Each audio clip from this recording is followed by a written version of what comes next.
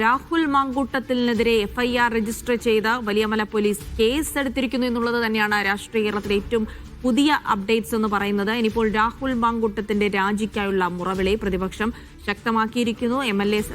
ഭരണപക്ഷമടക്കം ശക്തമാക്കിയിരിക്കുന്നു. MLA സ്ഥാനമടക്കം രാജിവെച്ചുകൊണ്ട് വേണം കേസിനെ നേരിടാൻ എന്നാണ് ഭരണപക്ഷ ആളുകൾ പറയുന്നത്. സ്വാഭാവികമായിട്ടും അത്തരത്തിലുള്ള ഒരു പ്രതിഷേധം രാഹുൽ മാങ്കൂട്ടത്തിന്റെ വീട്ടിലും ഓഫീസിലുമൊക്കെ ഇനി വരും മണിക്കൂറുകളിൽ ഉണ്ടാകുമെന്ന് തന്നെയാണ് അറിയുന്നത്. രാഹുൽ മാങ്കൂട്ടത്തിനെ സംബന്ധിച്ചിടത്തോളം പോലീസിന്റെ ഏതൊരു നീക്കവും വളരെ നിർണായകമാണ്. രാഹുലിന്റെ രാഷ്ട്രീയ ഭാവിയെ തന്നെ ചോദ്യചിഹ്നത്തിലാക്കുന്ന തരത്തിലുള്ള പുതിയ ഡെവലപ്മെന്റ്സുകൾ ഉണ്ടാകുമ്പോൾ ഇനി എന്താണ് അടുത്ത നീക്കം എന്നുള്ളത് കൂടിയാണ്. ജംഷീർ, എന്താണ് നിലവിൽ പാലക്കാട്ടെ അവസ്ഥ? ഇന്ന് ധാരാളം പ്രതിഷേധങ്ങൾ കൂടി ഉണ്ടാവാനുള്ള സാധ്യതയുണ്ടല്ലേ?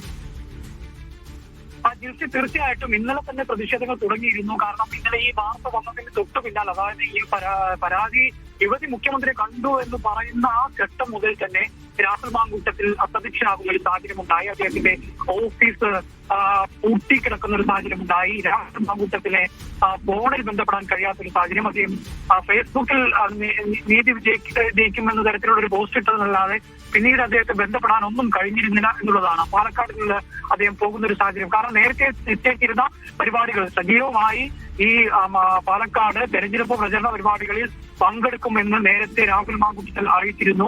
കാരണം ആരോപണങ്ങൾ മാത്രമായിരുന്നു വന്നിരുന്നത്. അതിനെ പ്രതിരോധിച്ച് സജീവമാകാനുള്ള ശ്രമമായിരുന്നു രാഹുൽ മാങ്കൂട്ടത്തിൽ നടത്തിയിരുന്നത്.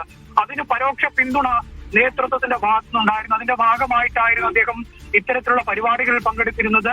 കോൺഗ്രസിന്റെ സ്ഥാനാർത്ഥി നിർണയത്തിൽ, പ്രചരണ പരിപാടികളിൽ, മറ്റു പരിപാടികളിൽ അടക്കം പങ്കെടുത്തിരുന്നത്. ഈ നേതൃത്വം അദ്ദേഹത്തെ പാർട്ടി പുറത്താക്കിയെന്ന് പറയുമ്പോഴും അദ്ദേഹത്തിന് ഇങ്ങനെ പരിപാടിയിൽ പങ്കെടുക്കാനുള്ള മൗനാനുവാദം നേതൃത്വം നൽകിയിരുന്നു. അങ്ങനെ പങ്കെടുത്ത് താൻ തിരിച്ചുവരവിനുള്ള ഒരു ശ്രമം നടത്തിക്കൊണ്ടിരിക്കുന്നതിനിടെയാണ് അപ്രതീക്ഷിതമായി ഇത്തരത്തിലൊരു ട്വിസ്റ്റ് വരുന്നതും പിന്നീട് അദ്ദേഹം പോകുന്നതും. ഇതോടുകൂടി ഇന്നലെ വൈകുന്നേരത്തോടു കൂടി തന്നെ വളരെ കൃത്യമായി ഈ കേസ് അല്ലെങ്കിൽ മുഖ്യമന്ത്രിയെ അതിജീവിത കണ്ടു എന്ന് പറഞ്ഞതോടുകൂടി തന്നെ അദ്ദേഹം അപ്രതീക്ഷിതമാകുന്നു.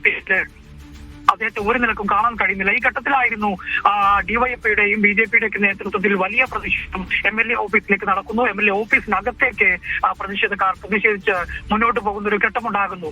അങ്ങനെ ഇപ്പോൾ ഇന്നത്തേക്ക് വരികയാണെങ്കിൽ ഇപ്പം പാലക്കാട് പ്രതിഷേധങ്ങൾക്ക് സാധ്യതയുണ്ട് എന്ന് നമ്മൾ മനസ്സിലാക്കുന്നു. ഇന്നിപ്പോൾ അല്പം മുമ്പ് ആണ് നമ്മൾ ശ്രീകണ്ഠൻ MPയെ കണ്ടിരുന്നു. അദ്ദേഹം പക്ഷേ വളരെ ലേറ്റ് ആയിക്കൊണ്ടുള്ള ഒരു രീതിയിൽ, ന്യായീകരിച്ചുകൊണ്ടുള്ള ഒരു രീതിയിലാണ് ശ്രീകണ്ഠൻ MP ഇപ്പോഴത്തെ കാര്യങ്ങൾക്ക് മറുപടി നൽകുന്നു എന്നുള്ളതാണ് ഏറ്റവും പ്രധാനപ്പെട്ട കാര്യം.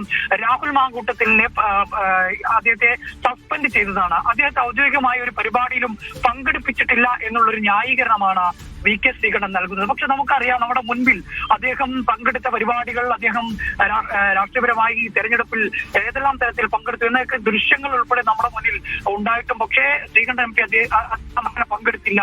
നിയമപരമായിട്ട് അതിനെ കേസെടുത്തെങ്കിൽ അത് മുന്നോട്ട് പോകട്ടെ എന്ന തരത്തിലുള്ള ഒരു കാര്യമാണ് അദ്ദേഹത്തോട് കൃത്യമായി ചോദിച്ചു. നമ്മൾ ഇരയ്ക്കൊപ്പമോ വേട്ടക്കാരനൊപ്പമോ എന്ന ചോദ്യത്തിന് ഒരു കൃത്യമായ മറുപടി അദ്ദേഹം പറയാൻ തയ്യാറായില്ല എന്ന് മാത്രമല്ല, അദ്ദേഹം ഈ മാധ്യമപ്രവർത്തകരോട് കയർക്കുന്ന അല്ലെങ്കിൽ മാധ്യമപ്രവർത്തകരെ അധിക്ഷേപിക്കുന്ന തരത്തിലുള്ള പരാമർശങ്ങളിലേക്ക് ഒരു ഘട്ടത്തിൽ അദ്ദേഹം പോകുന്ന ഒരു സാഹചര്യമാണ് ഉണ്ടായത്. ഏതായാലും കോൺഗ്രസ് കൃത്യമായി പാലക്കാട്ട് പ്രതിരോധത്തിലായിരിക്കുന്നു.